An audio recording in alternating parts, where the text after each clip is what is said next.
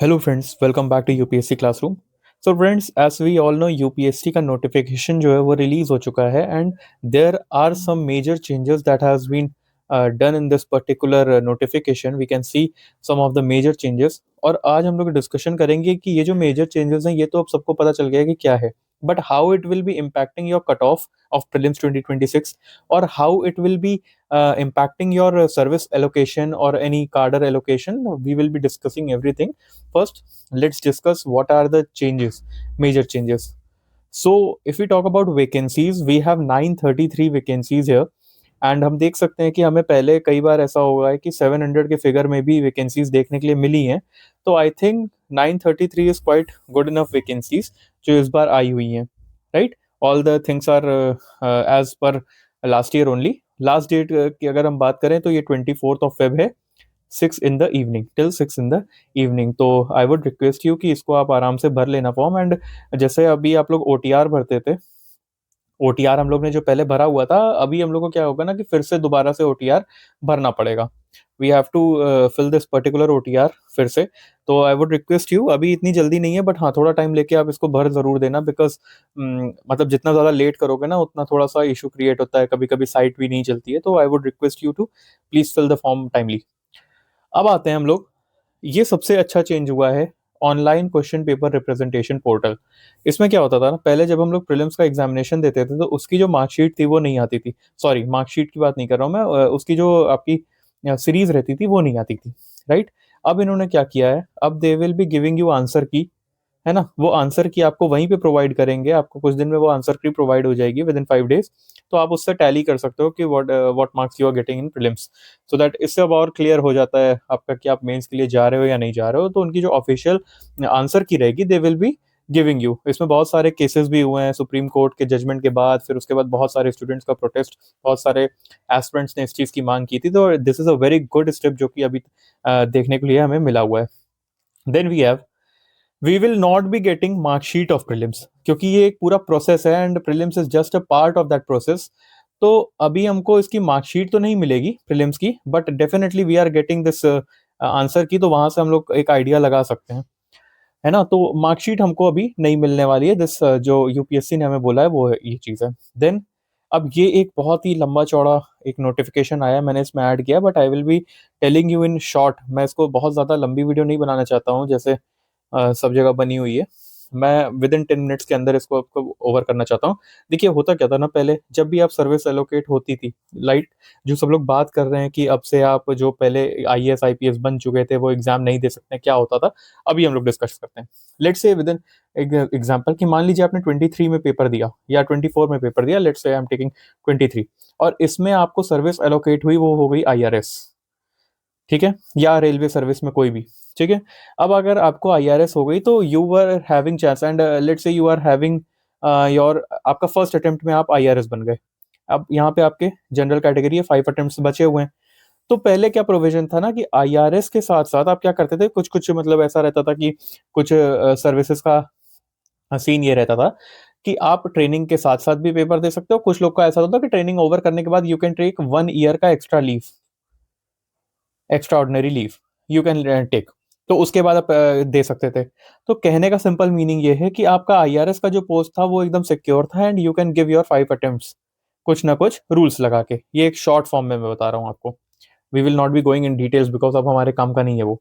But अभी क्या हो गया है ना, let's say you are giving paper in 2026, अभी आप दे रहे हो and you get IPS, IRS या एनी ग्रुप ए का सर्विस।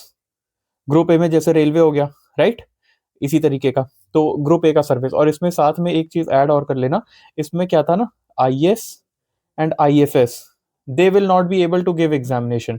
अगर आपको मिल चुका है पहले 2025 में, लेट्स से यू गेट, अभी तो रिजल्ट नहीं आया, अभी इंटरव्यूज चल रहे हैं, बट अगर मिल जाता तो आप नहीं दे सकते। लेकिन अगर इन केस आपको ये कोई सर्विस, इसमें से कोई सर्विस अलाउट हुई है, तो अब आपको क्या करना होगा ना, अब you will be, you can just give your this particular exam. Sorry guys for the glitch. So I was saying कि हम लोग अगर मान लीजिए कि आपको आईपीएस आईआरएस या एनी ग्रुप ए का जॉब मिल गया है, एनी ग्रुप ए का पोस्ट मिल गया है, तो what you can do is कि आप इसके अलावा, आई मीन 26 में मान लो आपका ये फर्स्ट अटेम्प्ट था, ठीक है, तो इसके अलावा आप एक अटेम्प्ट और दे सकते हो। अब आप सिर्फ एक अटेम्प्ट ही दे सकते हो।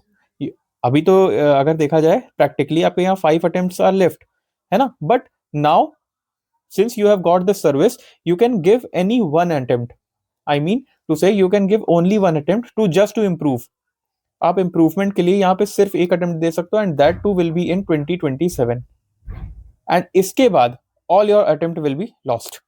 तो सिर्फ आप एक अटेम्प्ट अब दे सकते हो। ये एक मेजर चेंज किया गया है यूपीएससी के द्वारा and this is a very good step. क्योंकि देखो क्या होता था, आप लोग को भी पता होगा कि वी ऑल यूज टू से कि आपका कंपटीशन सिर्फ और सिर्फ बिगनर्स से नहीं है, योर कंपटीशन इज जो अभी करंटली पोस्टेड है कहीं या उन्होंने एक साल की छुट्टी लेकर रखी है उनसे भी है, राइट। तो this is a very good step also and I think this will be helping a lot of aspirant कि ये चीज मतलब बहुत अच्छे से लोग इसको पॉजिटिवली लेंगे। अदर रीजन इज कि गवर्नमेंट का पैसा भी बहुत खर्च होता था कि ट्रेनिंग वगैरह का लेके, कई बार ऐसा होता था कि ट्रेनिंग ले ली उसके बाद फिर सर्विस छोड़ दी तो वैकेंसी भी रह जाती थी एंड देन गवर्नमेंट का ट्रेनिंग पे भी कुछ पैसा खर्चा होता था। तो अब वो चीज थोड़ी सी है ना वो कम होगी, राइट। तो होप आपको अब ये चीज समझ में आ गई होगी। अब जैसे क्या है ना कि देखो, अगर आप लोग मान लो कि आपने 26 में दिया and you got IRS air and you wanted to become IPS, और यहाँ पे अगर आपको लेट्स से आईपीएस मिल गया, तो अब you will be having options कि आप या तो आईपीएस ले लो या तो आईआरएस ले लो, इसमें से कोई एक। बट अगर इसके आगे आपको 28 में फिर से देना है, let's say you have to become an IAS officer, है ना, और आईएएस नहीं मिला, यहाँ पे आपको आईपीएस ही मिला, तो आपके पास ऑप्शन रहेगा दोनों में से, आईआरएस और दिस पर्टिकुलर आईपीएस, है ना। लेकिन अगर आपको मान लो आईएएस ही बनना है तो फिर you will have to resign first, और रिजाइन करके फिर आप 28 में अटेम्प्ट दे सकते हो। मतलब सर्विस के साथ साथ आप अटेम्प्ट नहीं दे सकते हो। This is the provision that has been notified to us. तो ये चीज हमें मिली है। अब क्या होता है कि अगर मान लो कि जो 2025 में दे रहे हैं, इनका क्या, सी 2025 वालों के लिए इट्स मेंशन कि भाई या तो आप 26 में अटेम्प्ट दे दो या आप 27 में दे दो, वो depending upon the services what you get, इस पे डिपेंड करेगा। तो या तो आप 26 में अटेम्प्ट दे दो या तो आप 27 में अटेम्प्ट दे दो, this will be the provision. And इसके बाद इसके अलावा अगर आपको फिर से 28 में अटेम्प्ट देना है तो again you have to resign, फिर आप अटेम्प्ट दे सकते हो। पर सेलेक्ट नहीं हुआ तो ऑब्वियस चीज है ना कि वो तो दे ही सकते हो। सिलेक्शन के बाद का प्रोसेस है ये सारी चीजें। तो I have made it clear, 24 का भी यही सीन है, ठीक है। तो this is all the thing जो कि हमें इसमें मिला हुआ है, और इतने लंबे जो चिट्ठे हैं इसमें यही लिखा हुआ है। And I think this is a very good move जो कि हमें देखने के लिए मिला है गवर्नमेंट की तरफ से। रीजन भी, अब थोड़ा सा कंपटीशन जो है वो भी कम होगा। अच्छा, कंपटीशन किससे कम होगा, ये मत सोच लेना कि कंपटीशन कम का मतलब अब पढ़ना नहीं है। डेफिनेटली थोड़ा सा तो आपको रिलैक्सेशन मिलेगा ही। एंड इसका अगर आप कट ऑफ पे बात करो ना, तो आई डोंट थिंक कि बहुत ज्यादा मेजर कट ऑफ पे डिफरेंस पड़ने वाला है, राइट। क्योंकि सिलेक्शन डेफिनेटली होने वाला है and cut off is what it is the last person who has been selected in prelims. Prelims में जो लास्ट पर्सन सेलेक्टेड है उसका जो भी मार्क्स आएगा वही कट ऑफ हो जाएगा, करेक्ट। तो अराउंड आई थिंक अगर 933 सीट्स के आसपास हैं, तो I guess in my opinion जितना मैंने एनालिसिस किया है, around 12,000 to 13,500 students will be appearing for mains. इतने लोग करीब सेलेक्ट होंगे, तो you have to make it in this particular thing. उसके बाद जो उसमें छटनी होगी then again it will be we can see कि उसमें इंटरव्यूज होंगे। तो these are the things, these are the provisions जो कि इसमें बने हुए हैं, नोटिफिकेशंस में देखने के लिए मिले थे। ऐसा बहुत बार हुआ था कि नोटिफिकेशन डिले हो रही है तो सब लोग बहुत ज्यादा स्पेकुलेट कर रहे थे कि हो सकता है ऑप्शनल हट जाए।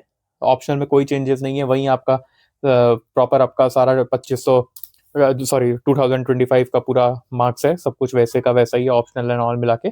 तो एवरीथिंग इज सेम। और जो मेजर चेंजेस थे वो आई हैव टोल्ड यू। हाँ, एक और मेजर चेंज आया है इसमें जो कि आपका अब सेंटर पे फेस रिकॉग्नाइजेशन होगा।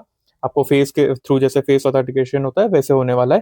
तो आई डोंट थिंक कि वो बहुत ज्यादा मेजर बड़ा चेंज है। जैसे आपका सब कुछ चेक होते हैं वैसे ये भी चेक होने वाला है। तो बस ये है कि आप थोड़ा सा सेंटर पहले पहुंच जाना, दैट्स ऑल इस चीज में जो हमें बताने की जरूरत थी। सो होप आपको ये वीडियो जो है वो प्रॉपरली समझ में आ गई होगी guys. So with this I will be ending this particular video, will be meeting in next video. तब तक के लिए स्टे हेल्दी, थैंक यू।